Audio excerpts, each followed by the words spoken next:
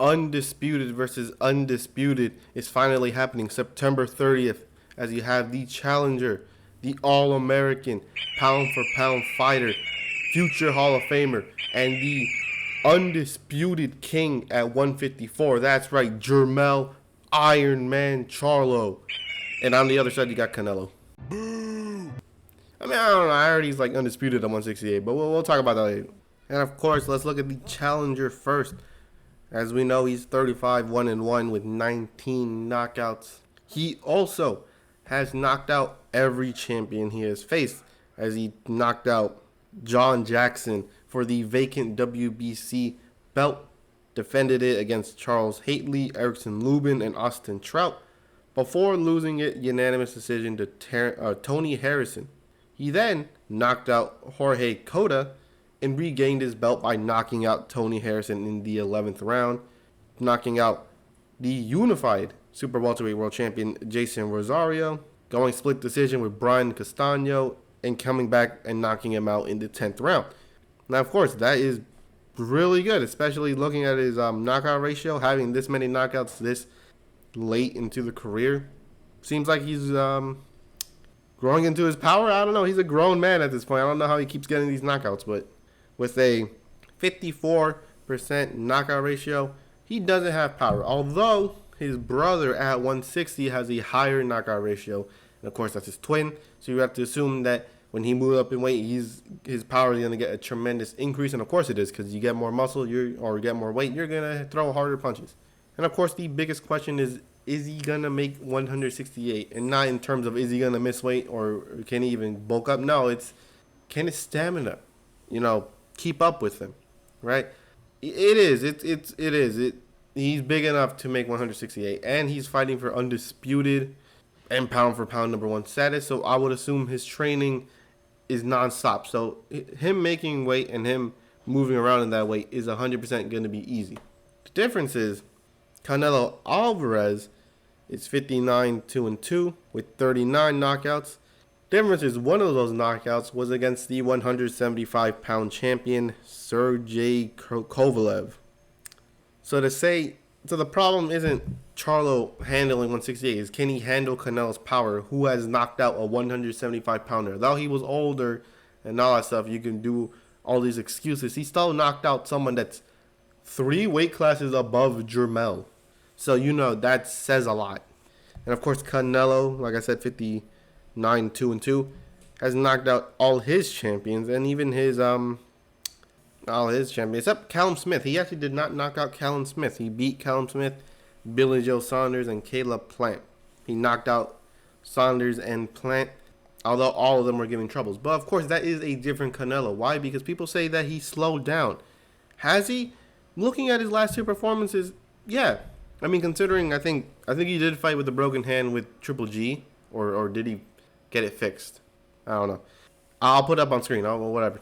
But it was a John Ryder fight where people were saying that he slowed down, and it did look like it.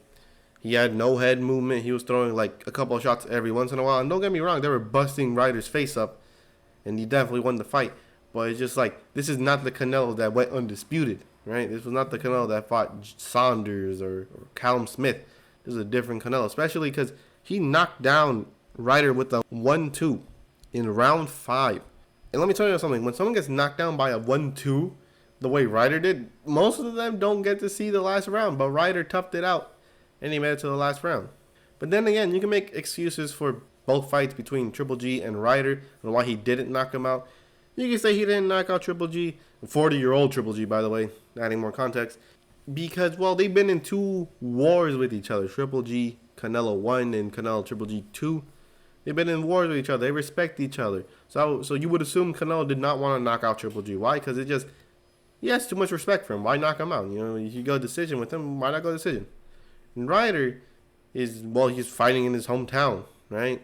He's trying to put on a show for his people, which could make sense, but you can still knock him out in the 10th or 11th round. You don't have to go decision. Like, whatever, right? But then again, Ryder's fighting style is basically swarming you. He's right up in your face, hitting you with uppercuts and hooks. While you could kind of do something, not really. You can't get full power, basically what I'm saying. But of course, who I think is going to win? Whew, it's a tough one because Undisputed, even at 2 weight classes below him, means a lot. It means he has a lot of skill. And considering he's moving up 2 weight classes, he's going to have enough power to disturb Canelo, right? But the difference is Charlo needs to fight in specific ways, as some people say, to take advantage of Canelo's 2 left feet. And that's, of course, moving side to side laterally, moving good footwork, and to pressure Canelo. Difference is Charlo was being pressured by Castaño, the smallest 154-pounder in the division. And don't get me wrong, he knocked him out in the second fight because Castaño was being dumb or whatever, right? Man, whatever, man. We'll talk about that fight later, right?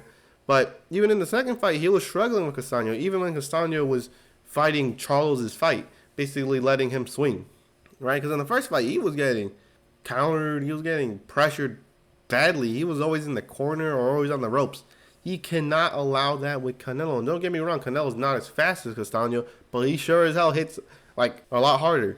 It's gonna be a tough task, right? Charlo will have to move side to side and pressure Canelo, which is 2 very, very unlikely things. He moved side to side, but he still got pressured pretty badly. Man, this is tough. This is tough indeed. Because you can't expect someone like Charlo to get dominated in the fight, but when it's against someone like Canelo, you might expect it. But do I give Charlo a chance? Yes. Like I said, he has to move side to side or whatever. Start doing footwork. I don't care if you start dancing in the ring, as long as you're moving your feet. Go to the body. Try to get as many early rounds as you can, as Canelo's a late starter. Try to get like the first 3 rounds under your belt. I don't want to say coast, but maybe lose like round 4 to like 7. And then hope Canelo gasses. Because Canelo does gas out in his fights, or just decides not to fight as much. I would assume he's just gassing out, right? Where before he's like, pa, pa, pa, pa, pa. Now he's like, pa, pa, pa. And he wait like a minute, and then he throws it in, something like that, right? But that's a lot of stuff like, oh, if for Charlo, which is very, bad, right? You can't base your fight on if Canelo gasses out. And considering Canelo is fighting in higher altitudes, that's probably going to help his stamina. But you know what? I got Canelo winning split decision. I don't think that Canelo can turn back around. I think he's still on the decline. Although he may get better from his Ryder fight and Triple G fight, I don't think he'll be back to where he was previously. But I still think that's enough to beat Charlo. He has the power, he has the skills, he has a pressuring style to beat someone like Charlo. But Charlo is game. I don't think he gets knocked out in this fight. Yeah, that's what I got. I got Canelo split decision win over Jermell Ironman Charlo. I will still be cheering for Charlo. Why? Because I like underdog stories. If Charlo beats Canelo, that is, boom, that's it. He's pound for pound number 1. This will be Jermell Charlo's era, whether he likes it or not. And yeah, but anyways, hope you enjoyed this video. The next video will, of course, be the October 7th bout between Zurdo Ramirez and Joe Smith Jr. Very interesting fight, especially because it's in cruiserweight. But anyways, I hope you enjoyed it, and I'll catch you in the next one. Friendly care package on the way. Mission failed. Return to base.